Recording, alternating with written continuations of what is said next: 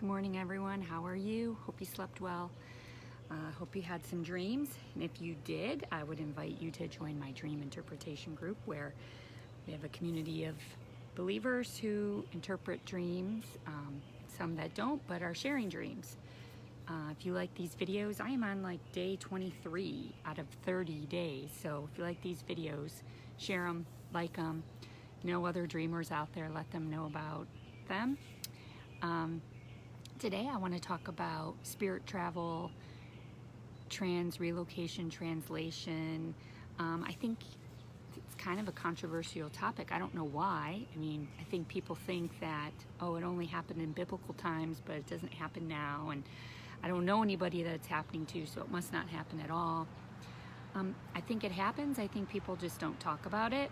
So, you know, I don't have all the answers in this video. This is just going to be a short little blip with some scripture, and I'm going to share my own experience and just some thoughts that I have about it. So maybe enough to spark you to dig deeper, and maybe we can have a conversation about it. I'm open to hear what other people think or believe, but I want to start off by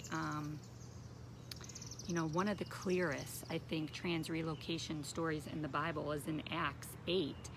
And it says, Acts 8:38 through 40, and he ordered the chariot to stop, and they both went down into the water, Philip as well as the eunuch. And he baptized him, Philip baptized the eunuch. When they came up out of the water, the Spirit of the Lord snatched Philip away, and the eunuch no longer saw him, but went on his way rejoicing. But Philip found himself at Azotus. As he passed through, he kept preaching the gospel to all the cities until he came to Caesarea. So here he's baptizing a eunuch, and then all of a sudden he is translated or transported, teleported, transrelocated 30 miles, I believe it's about 30 miles north. It happened. I think really the key in all this is really believing. Do you believe that happened? Do you believe that it can happen today? Because Jesus says in John 14:12, I tell you the truth, anyone who believes in me will do the same works I have done and even greater works. Do you remember when the disciples got in the boat? I believe this is in John 6. They're in the boat and Jesus isn't with them. They're 3 to 4 miles out in the water, and all of a sudden they see Jesus out in the water, walking in the water, and he says, don't be afraid, it's me. You know, I'm paraphrasing, of course, but how did Jesus just, you know, was he just following them out in the boat? Did he, you know, why didn't he relocate himself right in the boat? I don't know, but I think there are, you know, there's stories about Elisha. Let's see, I wrote that. Elijah was in the spirit keeping an eye on Gehazi, his servant. Ezekiel 8. It came about in the 6th year on the 5th day of the 6th month, as I was sitting in my house with the elders of Judah sitting before me, that the hand of the Lord fell on me there. Then I looked, and behold, a likeness as the appearance of a man from his loins and downward. There was the appearance of fire, and from his loins upward the appearance of brightness, like the appearance of glowing metal. He stretched out the form of a hand and caught me by a lock of my head. The Spirit lifted me up between earth and heaven and brought me in the visions of God to Jerusalem, to the entrance of the north gate of the inner court, where the seat of the idol of jealousy, which provokes to jealousy, was located. And behold, the glory of God of Israel was there. So Ezekiel is lifted up into the sky by the Spirit, transported to Jerusalem in a vision, taken to the north gate. He's taken on a journey about 500 miles. But he uses the phrase visions of God. So was he there in body, or was he just there in spirit? Because one thing that I don't find a lot of is like, what's the difference between, like, even in John 1, where John says, he said, you know, he's on the island of Patmos, and on the Lord's day, I was in the spirit, and I heard a loud voice, like a trumpet, which said, write on a scroll. And then it goes into the whole vision of, you know, even, and it goes into Revelations 4, where it says, come up here, my beloved, you know, come up here. And he looked and he saw a door.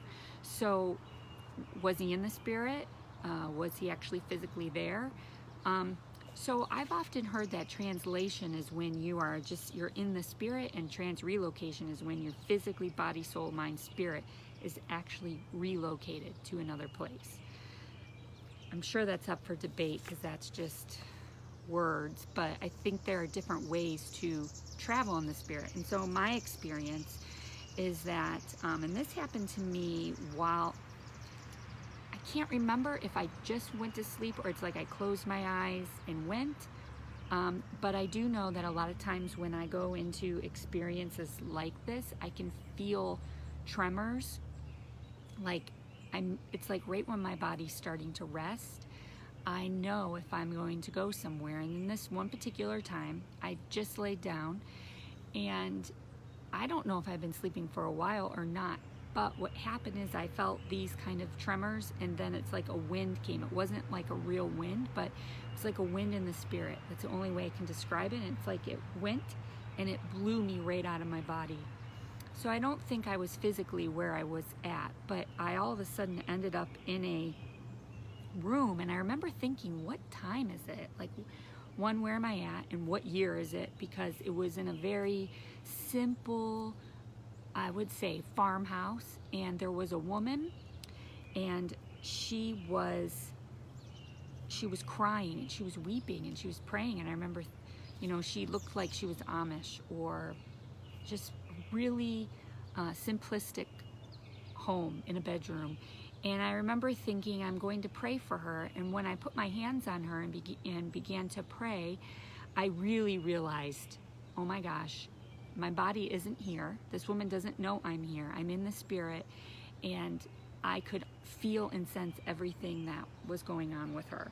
But it frightened me, because then all of a sudden I really realized, like, what time is it? What year am I in, and where am I? Like, oh my gosh, am I going to get back? Like, it was very real. And the fear, immediately as I thought that, I didn't get a chance to go, oh wait, never mind.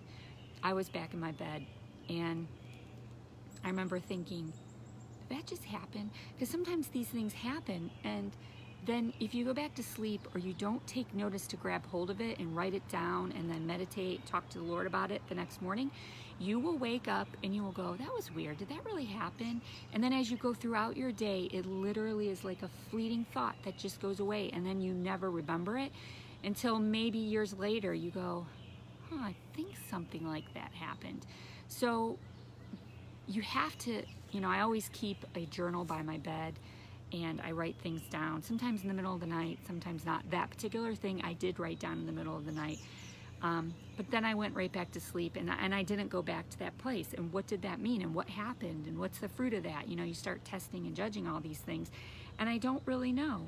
I have friends who have shared certain stories similar to this, where maybe they've been driving, and then all of a sudden something that should have taken them 3 hours only took them an hour. And there's no way physically that you could drive a certain place from A to B in less than 3 hours. Maybe 2.5, you start to go, well, they were driving 90, there's no traffic, but when it cuts off that much. So I do believe in this. I think there are pockets of it happening. I think the key in maybe operating in it is believing, because Jesus said, I want to go back to the scripture, he says, John 14:12, I tell you the truth, anyone who believes in me will do the same works I have done, and even greater works, because I am going to be with the Father. You can ask for anything in my name, and I will do it, so that the Son can bring glory to the Father. Yes, ask me for anything in my name, and I will do it.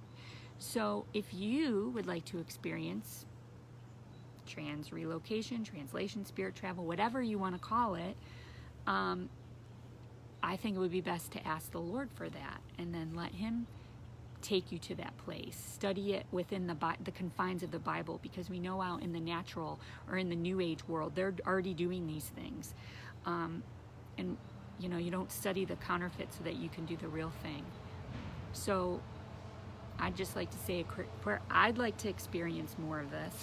So Lord, for those who have hearts that are open to receive what you're doing and to do the greater works, I just ask that you would remove fear and that you would bring us into a place where we truly can believe for the greater things. We truly can believe in the things that you've called us to do. And if that's transrelocation or in the Spirit, God, let it be. So again, like I mentioned earlier, I'm open for questions or thoughts. I mean, I just pulled out a few scriptures. There's a lot more.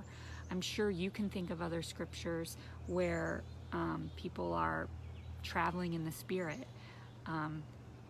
You know, hey, we don't have a ton of money to travel all over the world, and I'd love to, but if I can go in the Spirit, hey, that's just as cool too. And have an assignment that the Lord can really use me.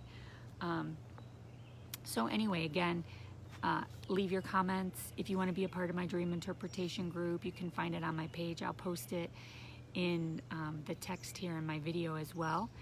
And today I think I'll be posting some other things on my page about this topic, and we'll just see where we go from there. All right, thank you, and see you tomorrow.